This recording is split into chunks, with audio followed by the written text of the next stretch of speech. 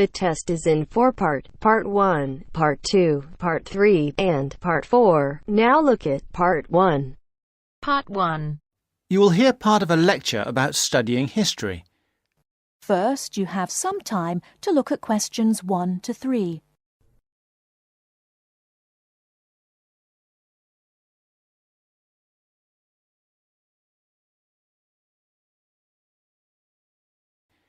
Listen carefully and answer questions 1 to 3. Good morning, everybody. I'd like to begin this term's lectures with a discussion of the various sub-disciplines in history. Before I do that, though, can I refer you to the handout you picked up on the way in? It deals with 2 general topics. The first is, why study history? And the second is, what is history? Neither of these questions has an easy answer. In fact, people have been asking these questions for as long as history has been studied. However, as you are mostly new students to this subject, and we have some students of economics with us also, I feel you should have some background to these basic questions. Anyway, it's all in the handout. I might add that, for me personally, the most important reason for studying history is that I find it exciting. Our ancestors can remain, if we want them to, a mystery, a closed book, a blackness that we never see into, or we can come to know what motivated them and discover how that led to the world we live in today. Before you hear the rest of the conversation, you have some time to look at questions 4 to 10.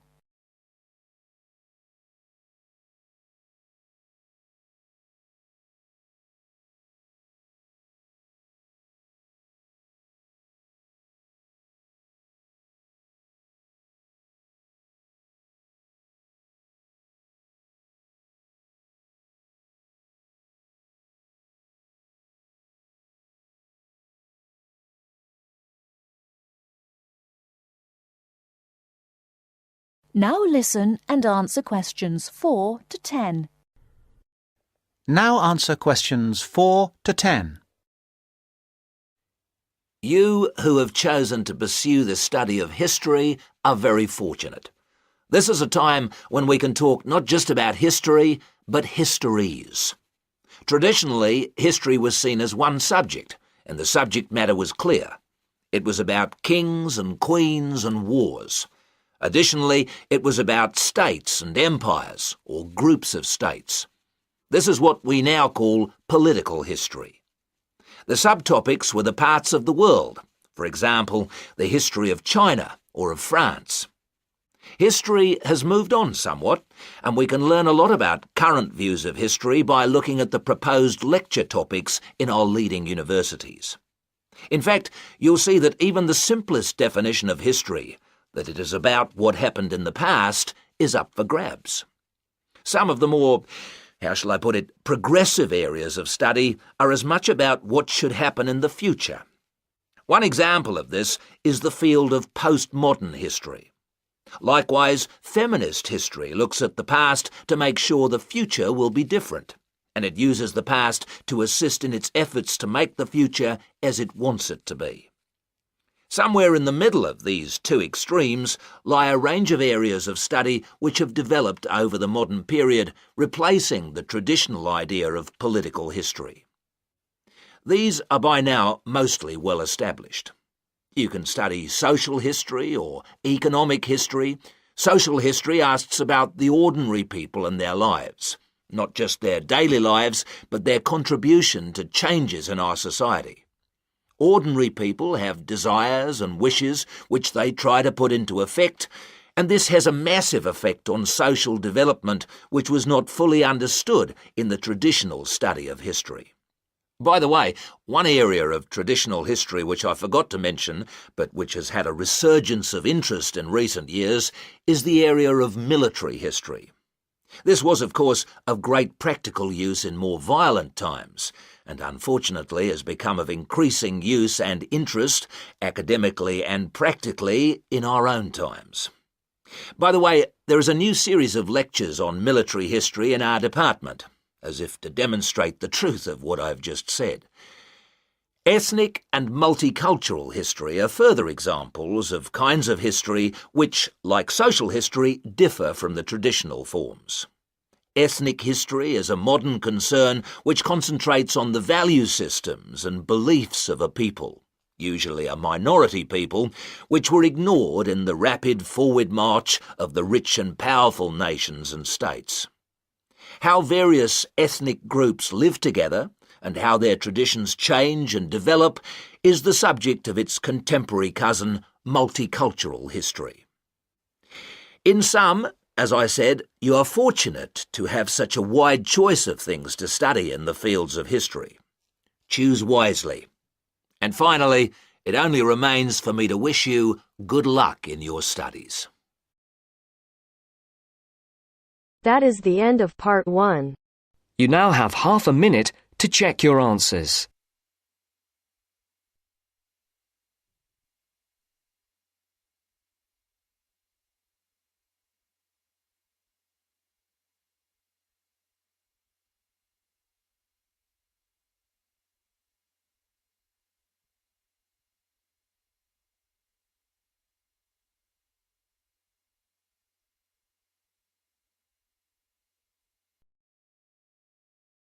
Now turns to part 2.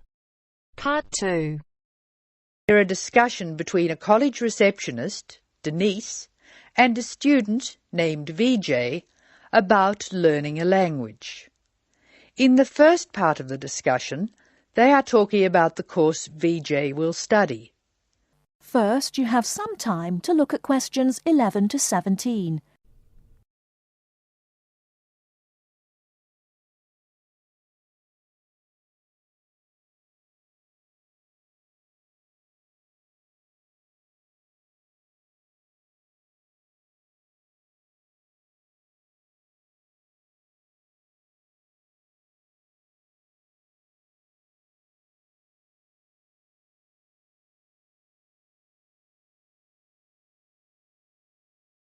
Now, listen carefully and answer questions 11 to 17. Hello. May I help you? Hello. Is this the right place for me to register to study foreign languages? Yes, it is. May I have your name, please? Vijay. My family name is Paresh. Vijay Paresh. Okay. Do you have a telephone number? Yeah. 909-2467. Thank you. Now, which language would you like to learn? We offer French, Italian, Cantonese, Mandarin, Spanish, Portuguese. I'd like to learn Spanish, please. Okay. Our classes are conducted in lots of different places. We have classrooms in the city and here in this building. What's this building called? This is Building A. I work near here, so it'd be best to study in Building A. What time do you want to come to lessons? They go on for 3 hours and they start at 10 a.m., 4 p.m. and 6 p.m. I wish I could come to the daytime lessons, but I can't. So 6 p.m, please. That's our most popular time, of course. Have you ever studied Spanish before? No, I haven't. We describe our classes by level and number. Your class is called Elementary 1. Okay. When will classes start? Elementary 1 begins, just a minute. It begins on August 10. Great. Now what else do I have to do? Before you hear the rest of the talk, you have some time to look at questions 18 to 20.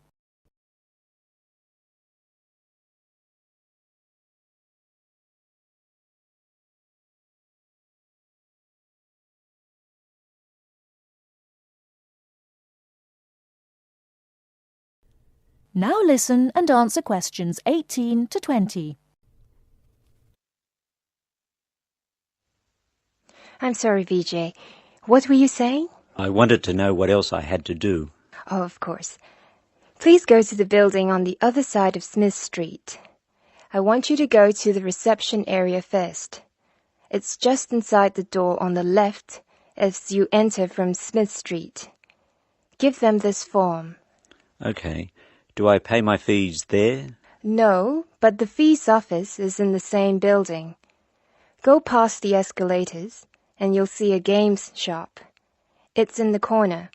The fees office is between the games shop and the toilets. Thanks. Where can I buy books? The bookshop is opposite the lifts. It's right next to the entrance from Robert Street. Your offices are spread out. Not as badly as they used to be. By the way, we offer very competitive overseas travel rates to our students. Oh, I'd like to look into that. Of course. The travel agency is at the Smith Street end of the building, in the corner next to the insurance office. Thank you very much. Bye. That is the end of part 2. You now have half a minute to check your answers.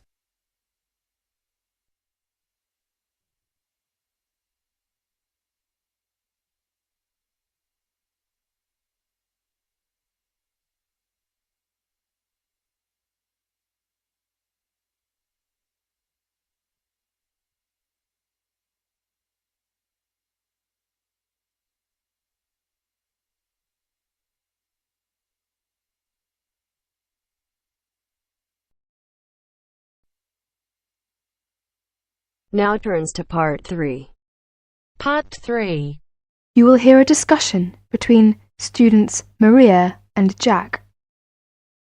In the first part of the discussion, they're talking about their opinions about some of the things in their universities. First, you have some time to look at questions 21 to 26.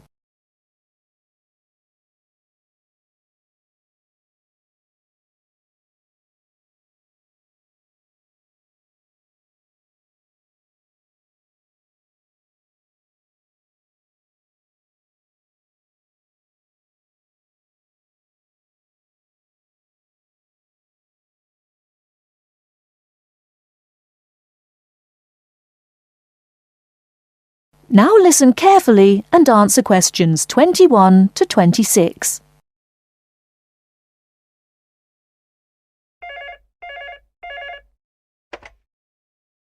Two four one 4331. Good afternoon. May I speak to Jack Robert, please? Speaking, please. Hi, Jack. This is Maria. Hello, Maria. How are you getting on there? Fine. I arrived in Nottingham yesterday. I've just settled down and I live on the campus of Nottingham University. Oh, that's good. Do you like the campus? Yes, it's beautiful. What do you think of yours? Edinburgh University? It's marvellous. It's on a hill and very close to the sea. I like it very much. It sounds beautiful. Jack, what's the weather like there? Oh, it's fine and sunny. It's said that the weather here is very nice in summer, but awful in winter. What's the weather like in Nottingham? Well, it's a bit depressing. It's been raining since yesterday. I can't go out, so I have to stay in my room. What about your room? Is it a nice one? Yes, it's small and elegant. How about yours? Mine is an ordinary one. It's a twin study room. I share it with one of my classmates. He's intelligent and very friendly. We're getting on quite well. How's your roommate? She's very nice, but a little bit quiet. She likes reading and seldom speaks. By the way, do you like the Scottish food there? Oh, I like it. It's very delicious. Oh, really? I don't like the food here. It's disgusting. It has no taste. I have to cook for myself in my room. Well, Maria, as the saying goes, when in Rome, do as the Romans do. Come on, don't be too choosy. Oh, someone's at the door. I have to answer it, Maria. I'll call you this evening. Bye. Bye. Ellen, a student union officer, is conducting a survey about the university facilities. She is asking 2 students about their opinions. Before you hear the rest of the talk, you have some time to look at questions 27 to 30.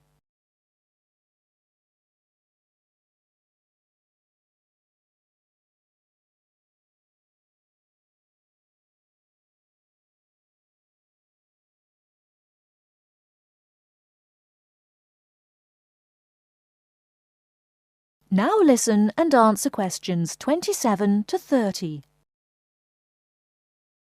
I'm Alan, and I work for the Student Union.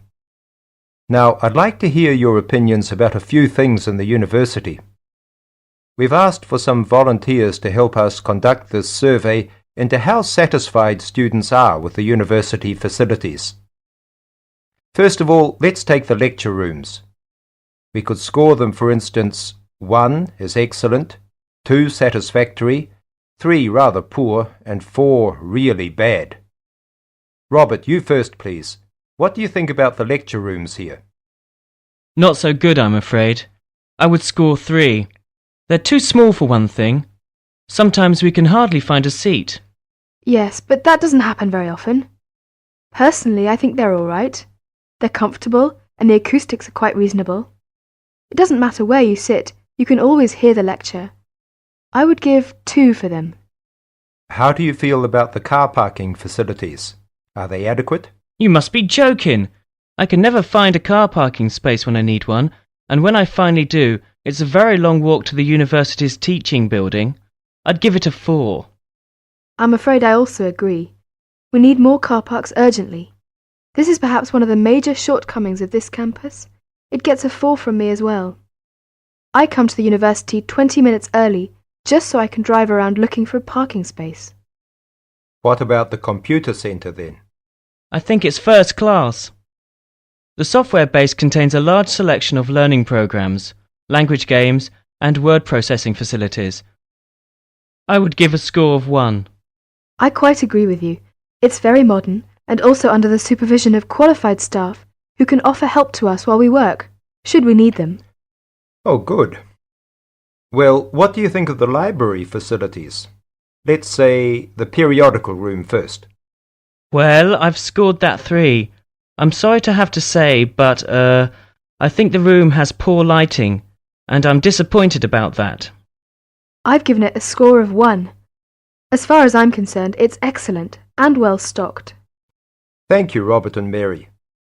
Now, let's turn to the photocopying facilities. I would give it a score of 2. Personally, I think it's all right and it's very helpful. Huh? I would score 3.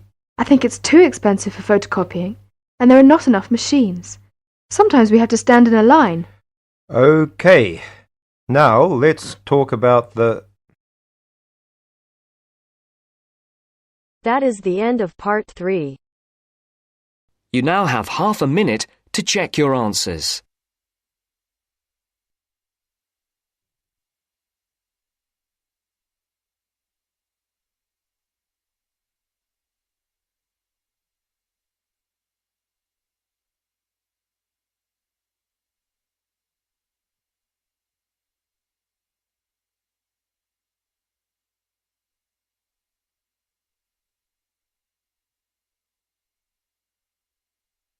Now turns to part 4.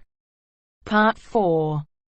You will hear a talk on local businesses at a university business centre. First, you have some time to look at questions 31 to 40.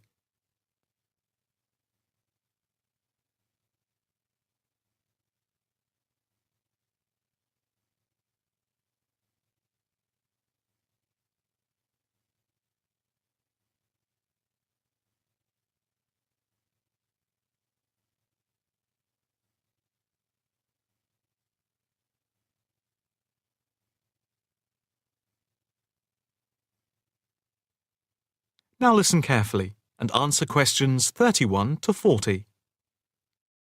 The subject of this evening's talk at the North Bank Business Centre is local businesses in the area surrounding the university and the benefit they bring to the employment prospects of people in the local area, especially young people at the beginning of their career.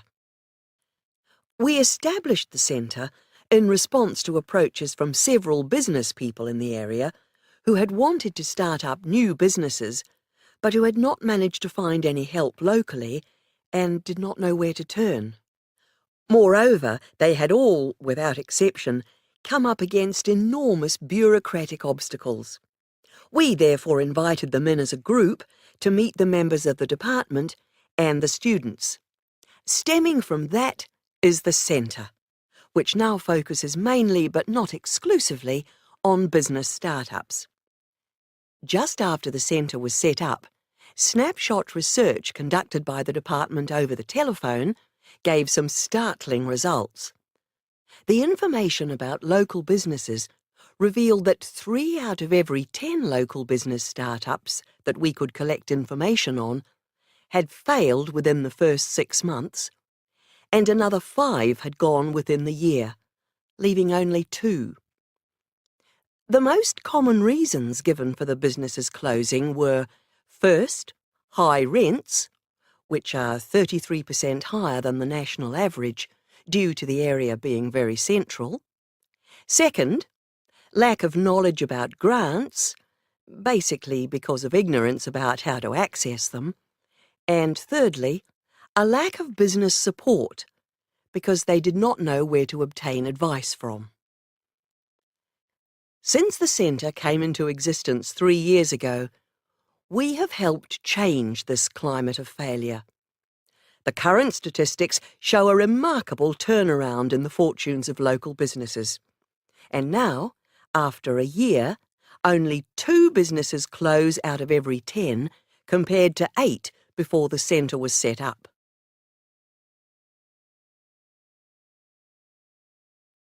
Six local businesses are now taking part in a work placement and monitoring scheme, which is of mutual benefit to ourselves and the companies involved. O Foods, a small start-up company with 9 employees involved in organic food and based at a local market, has 1 final year graduate doing a year-long study on improving the stock turnaround. This was a particular problem because the company found that they were losing sometimes up to 30% of their stock. Another start-up is Innovations, which deals with producing video games. This company, which employs only 5 people, all under the age of 25, is receiving support in attracting business partners and achieving production targets. In the smaller business category, Sampson's Limited, a courier company which is interested in developing a taxi service, is being offered help with their business expansion plans. Another small niche company called Vintage Scooter, which specialises in revamping old scooters, is taking part in a product monitoring scheme, offering customer service up to a year after purchase to check the quality of their restoration. The first of the 2 medium-sized companies that the scheme is monitoring is Build Limited, which employs 47 people. A comparison of their products and services with other businesses in the area is being carried out by a researcher who is trying to support them in their efforts to extend the company's product range. The last company, Jones Systems, is perhaps the most interesting because it has been the victim of considerable personnel problems, which have been affecting the day-to-day operations of the company. And so, we are looking at conflict management and team building within the company. To sum up, advisors help the companies look at different business options and models, apply for grants, deal with employment issues, systems creation, and also provide accommodation at the centre to help them start up. E-mentoring for fledgling businesses is also in operation for those who find it difficult to attend the centre personally. The programme is funded by grants from local authorities. That is the end of part 4. You now have half a minute to check your answer.